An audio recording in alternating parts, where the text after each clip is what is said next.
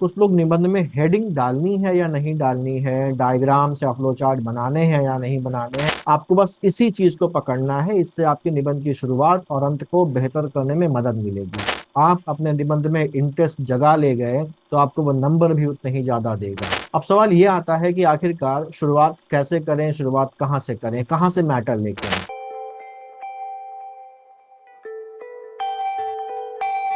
नमस्कार, UP business planners की ऐसे की सीरीज के दूसरे वीडियो में आपका स्वागत है।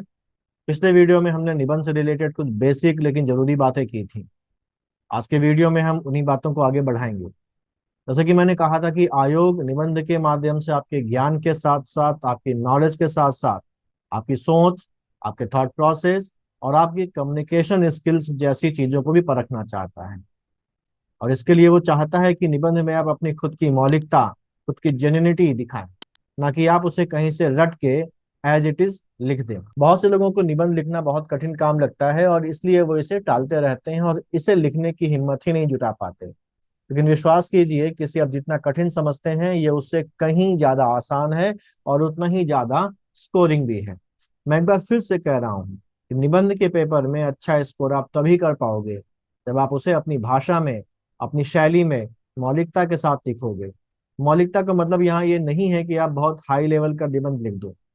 आयोग आपसे आचार्य रामचंद्र शुक्ल बनने की अपेक्षा नहीं रखता। मौलिकता का मतलब ये है कि आप उसे कहीं से रट के एज इट इज ना लिखें।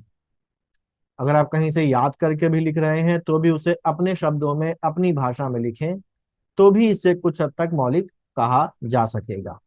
लेकिन ये अंतिम रास्ता है, रट के लिखना अंतिम रास्ता है। जब हम निबंध में कुछ कर ही ना पाए या लिखने की कला डेवलप ही ना कर पाए, तभी ये रास्ता अपनाना चाहिए। लेकिन क्योंकि अभी हमारे पास पर्याप्त समय है, इसलिए बेहतर होगा कि हम निबंध लिखने के बेसिक्स, डूज और डोंट्स को समझकर लिखने की प्रैक्टिस करनी शुरू कर दें। अब सवाल ये आता है कि आखिरकार शुरुआत कैसे करें, शुरुआत कहाँ से करें, कहाँ से मैटर लेके आए। तो इसके लिए सबसे पहले सिलेबस देखिए जो मैंने पिछले वीडियो में बताया था, जिसमें आपके पास 3 सेगमेंट है। हर सेगमेंट में 3 टॉपिक्स हैं जिनसे कुल 9 निबंध आते हैं और आपको हर सेगमेंट से एक निबंध चुनकर कुल 3 निबंध लिखने होते हैं। आप हर टॉपिक और उससे पिछले एग्जाम्स में आए निबंध देखिए। इसके बाद हर सेगमेंट से अपनी रुचि के अनुसार, अपने इंटरेस्ट के अनुसार 1 या 2 टॉपिक चुन लीजिए। ध्यान रखिए कि निबंध को भी एक सब्जेक्ट मानकर तैयारी करिए, क्योंकि मेंस में यही आपकी नैया पार लगाएगा, आरओ मेंस में। अब जब आपने अपने टॉपिक चुन लिए हैं तो अब इन टॉपिक से रिलेटेड मैटर इकट्ठा करिए। मैटर में क्या इकट्ठा करना है? फॉर एग्जाम्पल, अगर आप पर्यावरण पर निबंध लिखना चाह रहे हैं, यानी कि एनवायरनमेंट पर लिखना चाह रहे हैं, तो इन्वायरमेंट से संबंधित, पर्यावरण से संबंधित जो भी उपयोगी खबर, आर्टिकल या एडिटोरियल आपको मिले, उसे एक जगह इकट्ठा करते जाइए। और केवल इकट्ठा करके ढेर नहीं लगाना है, बल्कि इसे प्रॉपरली अरेंज करके रखना है, जिससे जब भी आपको इसकी जरूरत हो तभी आपको आसानी से मिल जाए। इसके लिए 2 तरीके हैं। अगर आपके पास ये मटेरियल फिजिकल रूप में मौजूद है, यानी कि आपने अखबार वगैरह से, मैगजीन वगैरह से काट कर इसे इकट्ठा किया है, कटिंग से आपके पास, तो एक फाइल बनाइए और उसमें अलग अलग सेगमेंट बनाइए और उनमें टॉपिक वाइज कटिंग्स को फाइल करते जाइए। जैसे एक सेगमेंट में वो आर्टिकल्स रखिए जो ग्लोबल वार्मिंग से संबंधित है, दूसरे में वो जो एनवायरनमेंट के कंजर्वेशन, पर्यावरण के संरक्षण से संबंधित है, तीसरे सेगमेंट में वो टॉपिक्स रखिए, वो कटिंग्स रखिए जिनमें सरकार या किसी संस्था के द्वारा पर्यावरण के संबंध में कोई प्रयास की जाने की बात की गई है। चौथे सेगमेंट में पर्यावरण से संबंधित रिपोर्ट्स, इंडेक्सेस, सर्वे वगैरह को रखिए और इसके अलावा एक सेगमेंट और बनाइए जिनमें उन घटनाओं, कविताओं और उद्धरणों, यानी कि कोटेशंस की नोटिंग करिए जिन्हें आप पर्यावरण से संबंधित, एनवायरनमेंट से रिलेटेड ऐसे या निबंध में प्रयोग कर सकते हैं। वहीं अगर आप लैपटॉप, फोन या टैबलेट में अखबार या मैगजीन एक्सेट्रा पढ़ते हैं, तो वन नोट और उसके जैसे कई सारे सॉफ्टवेयर और एप्स आते हैं जिनमें आप अलग अलग टॉपिक्स को अच्छी तरह से अरेंज कर सकते हैं। जैसे यहाँ पर मैंने वन नोट में अलग अलग सेगमेंट बना के रखे हैं। जैसे ये देखिए, पॉलिटी का सेगमेंट है, इसमें मैंने अलग अलग बना के रखे हैं। जैसे पॉलिसीज एंड पॉलिटिकल पार्टी से रिलेटेड जो भी आर्टिकल्स आते हैं, वो यहाँ पर मैंने स्टोर करके रखे हैं, सेव सेव करके रखे हैं। लॉ वगैरह से रिलेटेड जो भी हैं वो मैंने यहाँ पर सेव करके रखे। इसमें आप अलग अलग यहाँ पर सेगमेंट्स बना सकते हैं और हर सेगमेंट के अंदर यहाँ पर इस तरीके से आप पेजेस बना सकते हैं। हर पेज एक सेपरेट टॉपिक से आप रिलेट कर लीजिए और उस पर्टिकुलर टॉपिक से रिलेटेड जो भी आर्टिकल, जो भी कटिंग, जो भी खबर आपको जरूरी लगती है वो यहाँ पर आप पेस्ट करते जाइए। ऐसे ही ये इकोनॉमी से रिलेटेड एक मैंने टैब बनाया है यहाँ पर, और उसमें अलग अलग पेज है। जैसे पॉलिसीज वाले पेज में मैंने जो पॉलिसीज इकोनॉमी से रिलेटेड है वो मैंने यहाँ पर डाल दिया है। Should minimum support price be legalise, तो इससे रिलेटेड जो भी इंफॉर्मेशन है मुझे यहाँ पर मिल जाएगी। ऐसे ही cabinet okay 75,000 crore free electricity solar scheme, तो ये जो हमारी पीएम सूर्य जो योजना आई है सोलर पैनल लगाने के लिए, उससे रिलेटेड सारा यहाँ पर मिल जाएगा। ऐसे एनवायरनमेंट से रिलेटेड टैब में मैंने जो एक पेज बनाया है रिपोर्ट का, इसमें जो भी रिपोर्ट्स आती जा रही हैं उन रिपोर्ट्स को मैं यहाँ पर डालता जा रहा हूँ। जैसे यहाँ पर देखिए, India leopard population rises to 13,874, तो ये लिपर्ड की पॉपुलेशन से संबंधित रिपोर्ट आई थी। ऐसे ही यहाँ पर नेशनल क्लीन एयर प्रोग्राम से रिलेटेड बात मैंने डाल रखी है। अगला पेज मैंने यहाँ पर पॉल्यूशन से बनाया है। पॉल्यूशन से रिलेटेड जो भी आर्टिकल आता है, जो भी चीज आती है वो मैं यहाँ पर डाल लेता हूँ जो जरूरी है। जैसे mountains of plastics are choking the Himalayan state, ऐसे ही कचरे का भार ढोते गरीब देश, और जो भी यहाँ पर आ रहा है मैं डालता जा रहा हूँ। क्लाइमेट चेंज से रिलेटेड जो भी आर्टिकल है मैं वो एनवायरनमेंट के टैब के अंदर क्लाइमेट चेंज का एक पेज अलग से बना लिया है, वहां पर मैं डाल रहा हूँ। जैसे how to do extreme climate events impact Asia, जलवायु परिवर्तन से खरबों की क्षति, जलवायु परिवर्तन से जैव विविधता में 2 से 11% गिरावट के आसार, और unseen effects of climate change on mental health. Global warming से रिलेटेड चीजें मैंने यहाँ पर सेव करके रखी हैं। ग्लोबल वार्मिंग के पेज पे हीट वेव का बढ़ता खतरा, warming of Indian ocean set to accelerate, तब तपती धरती और बढ़ती दुश्वारियां, analysing labour on a warming planet. ऐसे ही आप अलग अलग चीजों के टैब बना के और उनमें अलग अलग टॉपिक से रिलेटेड जो पेजेस है वो बना सकते हैं। तो इस तरीके से आप इसको अरेंज कर सकते हैं। अगर आप ये कर लेंगे तो आप उस सबसे बड़ी रुकावट से बाहर निकल आएंगे कि आखिर लिखें तो लिखें क्या, क्योंकि अब आपके पास उस विषय पर आ सकने वाले सारे निबंधों के लिए परफेक्ट मैटर होगा और अब बस आपको उन्हें अपने शब्दों में अच्छे से पिरोकर पेश कर देना है। लेकिन ध्यान रहे कि केवल ये सब इकट्ठा करने से काम नहीं चलने वाला, आपको इन्हें पढ़ना भी होगा, क्योंकि अगर आप पढ़ेंगे नहीं तो आप लिख भी नहीं पाएंगे। अब बात आती है कि लिखना कैसे है, इन्हें शब्दों में पिरोना कैसे है, तो उसके प्रॉपर स्ट्रक्चर पर तो एक अलग वीडियो में हम लोग बात करेंगे। लेकिन कुछ जरूरी बातें स्ट्रक्चर के अलावा भी हैं जो बहुत बड़ा अंतर पैदा करती हैं। ध्यान रखिए कि जैसे आप बोलते हैं, जैसे आप आपस में बातचीत करते हैं, आपको वैसे लिखना नहीं है, क्योंकि बोलते तो हम बहुत इनफॉर्मल तरीके से हैं। आपको लिखते समय एक सिस्टम फॉलो करना होता है। निबंध को कैसे शुरू करना है, कैसे अपनी बात को आगे बढ़ाना है, तथ्य को कैसे प्रेजेंट करना है, अपनी बात के समर्थन में अपनी बात को जस्टिफाई करने के लिए किसी रिपोर्ट या किसी आंकड़े को, किसी डेटा को, किसी फैक्ट को कैसे पेश करना है, और अंत में निबंध को समाप्त कैसे करना है, एंड कैसे करना है, एक आर्ट है, ये सब एक कला है। और कला एक ऐसी चीज है, आर्ट एक ऐसी चीज है जो प्रैक्टिस से आपको पारंगत बना देती है। वो कहते हैं ना कि practice makes a man perfect. तो वैसे ही लिखने में बेहतर होने का एकमात्र तरीका है, सिंगल एक इसका तरीका है, वो क्या है कि लिखने से ही लिखना आएगा। तो भले ही आप बहुत खराब लिखते हो, भले ही आपको खुद अपना खुद का लिखा पसंद ना आता हो, लेकिन फिर भी लिखिए। और अगर आप ऐसा करेंगे तो ज्यादा नहीं, 1 महीने अगर आप लगातार लिख लेते हैं, रोज कुछ ना कुछ लिखते हैं, तो 1 महीने के बाद आप खुद आज के और अपने पहले के निबंध में जमीन आसमान का अंतर पाएंगे। लेकिन अब बात आती है कि लिखना कैसे है। इसके लिए जब भी कोई आर्टिकल या एडिटोरियल आप पढ़ें तो दो बातों पर खास ध्यान दें कि लिखने वाले ने उस आर्टिकल की शुरुआत कैसे की है और उसकी एंडिंग कैसे की है।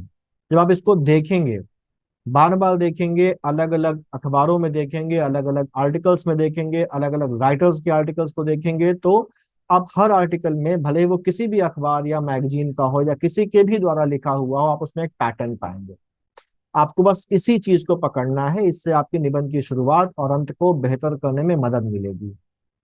और यही शुरुआत, यानी कि जिसको हम भूमिका या प्रस्तावना बोलते हैं, और जो निष्कर्ष जिस जहां से हम एंड करते हैं, यही निबंध के वो भाग होते हैं जो एग्जामिनर के ऊपर सबसे ज्यादा प्रभाव डालते हैं, सबसे ज्यादा इम्पैक्ट डालते हैं। जैसा कि मैंने अभी कहा कि जैसे आप बोलते हैं वैसे ही निबंध में नहीं लिख देना है। आपको निबंध की भाषा, और उसमें प्रयोग होने वाले शब्दों पर खास ध्यान देना है। आपकी भाषा ना तो बहुत सजावटी होनी चाहिए, ना ही बहुत बनावटी होनी चाहिए, और ना ही बिल्कुल चालू किस्म की भाषा होनी चाहिए। बहुत से लोग निबंध को बेहतर बनाने के लिए ऐसे ऐसे क्लिष्ट शब्दों का, ऐसे ऐसे कठिन शब्दों का प्रयोग कर देते हैं जो समझना मुश्किल हो जाता है। निबंध में जितना फ्लो होगा, जितना प्रवाह होगा, वो समझने में जितना आसान होगा, वो जितना सहज होगा, वो जितनी सरलता से अपना मैसेज पढ़ने वाले तक पहुंचाएगा, पढ़ने वाले का उसमें उतना ही ज्यादा इंटरेस्ट जागेगा। और अगर ऐसा हो गया, आप अपने निबंध में इंटरेस्ट जगा ले गए, तो आपको वो नंबर भी उतने ही ज्यादा देगा। तो हमें निबंध लिखते समय बहुत ही सरल, सहज भाषा और शब्दों का प्रयोग करना है। कोई भी भारी भरकम क्लिष्ट शब्द नहीं डालना है। हाँ, लेकिन अगर ऐसा लग रहा है कि कोई खास शब्द, कोई पावरफुल शब्द या कोई पावरफुल वाक्य डालने से निबंध का प्रभाव बढ़ सकता है, तो उसे डालिए। लेकिन फिर भी निबंध को ऐसे शब्दों से और ऐसे वाक्यों से भर नहीं देना है, उसे बोझिल नहीं बना देना है। इसके अलावा निबंध में वाक्य बहुत लंबे नहीं बनाने हैं। कई बार हम इतना बह जाते हैं, भावुक हो जाते हैं, या हमारे पास कहने को इतना कुछ होता है कि लंबे लंबे 2-3 लाइनों का और कभी कभी तो पूरे पैराग्राफ का ही एक वाक्य बना देते हैं। ऐसा करने से बचना है, क्योंकि ऐसे में वाक्य के खत्म होते होते पढ़ने वाला भूल जाता है कि शुरुआत हुई कहाँ से थी, और कनेक्शन खत्म हो जाता है। वाक्य हमेशा छोटे बनाएं। अब कितने छोटे वाक्य बनाने हैं, तो इसके लिए एक नियम बना लीजिए कि एक वाक्य उतना ही लंबा हो जिसे एक सांस में पढ़ा जा सके। अगर आपका वाक्य एक सांस में नहीं पढ़ा जा सकता, तो उसे तोड़ लीजिए और 2 भागों में बांट लीजिए। यही बात पैराग्राफ में भी लागू होती है। कोशिश करिए कि अगर बहुत जरूरी ना हो, तो पैराग्राफ 7 से 8 लाइन से ऊपर ना जाए। कुछ लोग निबंध में हेडिंग डालनी है या नहीं डालनी है, डायग्राम्स या फ्लो चार्ट बनाने हैं या नहीं बनाने हैं, इस पर बहुत कंफ्यूज रहते हैं। अलग अलग लोग अलग अलग बातें करते हैं। अगर देखा जाए तो लोग दोनों ही तरह से निबंध लिखते हैं। कुछ लोग हेडिंग डालकर भी लिखते हैं और ठीक ठाक नंबर पा जाते हैं। वहीं कुछ लोग कहते हैं कि हेडिंग डालनी ही नहीं चाहिए निबंध में, और ना ही कोई डायग्राम या फ्लो चार्ट बनाना चाहिए। अब जहां तक हेडिंग की बात है, तो मेरी सलाह ये है कि निबंध में हेडिंग डालने से बचना चाहिए, क्योंकि ये एग्जामिनर के ऊपर डिपेंड करता है कि उसे क्या पसंद है। अगर एग्जामिनर हेडिंग डालना पसंद करता है, तो आपको हेडिंग डालने पर ठीक नंबर दे देगा, लेकिन अगर नहीं पसंद करता है तो नुकसान हो जाएगा। अक्सर एग्जामिनर हेडिंग डालने के पक्षधर नहीं होते हैं, और ऐसे में अगर हमारी कॉपी किसी ऐसे एग्जामिनर के पास चली जाती है जिसको हेडिंग डालने से दिक्कत होती है, जो हेडिंग पसंद नहीं करता, तो मामला बिगड़ जाता है। यानी कि हेडिंग ना डालने से कोई नुकसान नहीं है, लेकिन हेडिंग डाल दिया तो रिस्क हो सकता है, इसलिए इससे बचें। वहीं फ्लो चार्ट और डायग्राम या चित्र वगैरह इस बात पर निर्भर करते हैं कि निबंध की मांग क्या है, निबंध की डिमांड क्या है। अगर ऐसे की डिमांड है और आपको लगता है कि डायग्राम या फ्लो चार्ट से आप अपनी बात प्रभावी तरीके से कह पाएंगे, तो आप इनका इस्तेमाल कीजिए। जैसे अगर भूकंप पर कोई निबंध आता है और उसमें एक डायग्राम बनाकर भारत के भूकंप जोन्स को आप दिखा देते हैं, या नॉर्थ ईस्ट की इंपॉर्टेंस या वहां की इंसर्जेंसी पर कोई निबंध आता है और अगर आप नक्शा बनाकर प्रभावित क्षेत्रों को दिखा देते हैं, तो आपके निबंध में चार चांद लग जाएंगे। कहने का मतलब है कि इन चीजों को, यानी कि फ्लो चार्ट, डायग्राम्स को जबरदस्ती ठूंसना नहीं है।